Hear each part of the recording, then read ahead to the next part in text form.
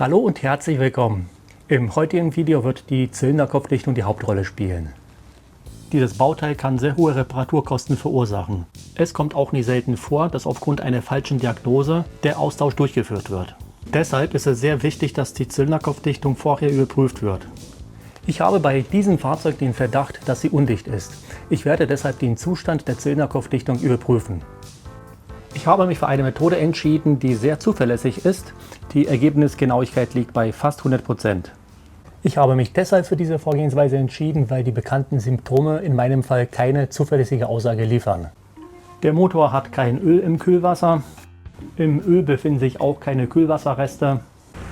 Die Abgase sind weder blau noch weiß. Als Ergänzung möchte ich noch an dieser Stelle Folgendes sagen. Weißer Rauch bedeutet, dass sich das Kühlwasser im Brennraum befindet. Blauer Rauch bedeutet, dass das Motoröl mit verbrannt wird. So, jetzt aber zurück zu den Symptomen. Der Motor hat keinen Ölverlust. Der Temperaturanstieg ist auch unauffällig. Der Motor springt gut an. Und hat einen normalen Lauf ohne Leistungsverlust. Wenn man das alles hört, denkt man sofort, was will er denn? Er hat doch kein Problem. Alles ist doch in Ordnung. Nicht ganz. Der Motor hat leichten Kühlwasserverlust. Dieser Effekt ist im Motorraum nicht sichtbar. So wie es aussieht, ist hier alles dicht. Man merkt es nur an dem Kühlwasserstand. Außerdem kann man es auch leicht riechen. Deshalb möchte ich das zuverlässig überprüfen, um die Sicherheit zu bekommen, ob das an der Zylinderkopfdichtung liegt. Sollte es der Fall sein, werde ich die Dichtung austauschen müssen. So, jetzt ist aber Schluss mit den Spekulationen. Ich werde mit der Überprüfung beginnen.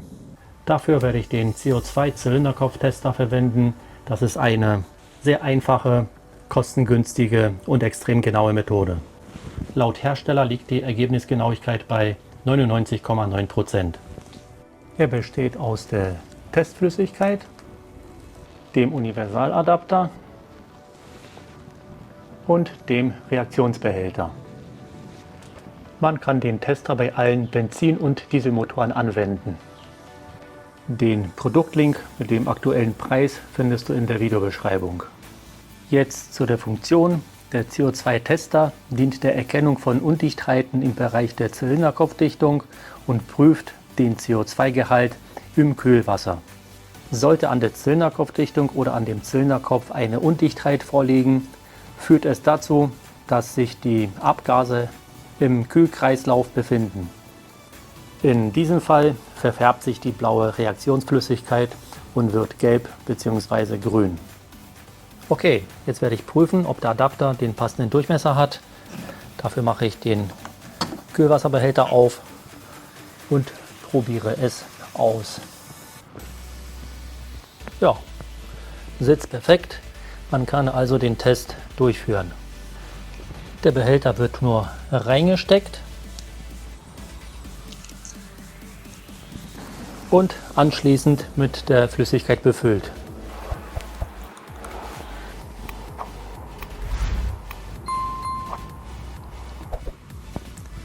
Für den Test benötigt man ca. 2 ml von dieser Flüssigkeit.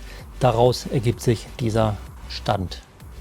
Jetzt folgt der nächste Schritt. Ich starte den Motor.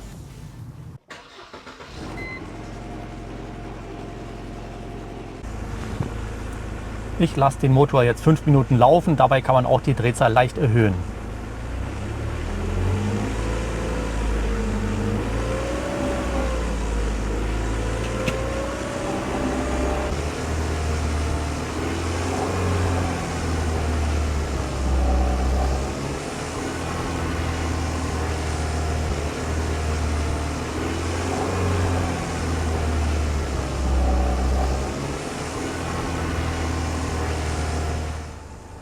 Das waren jetzt mehr als 5 Minuten. Jetzt werde ich den Motor ausschalten und dann gucken wir uns das Ergebnis an.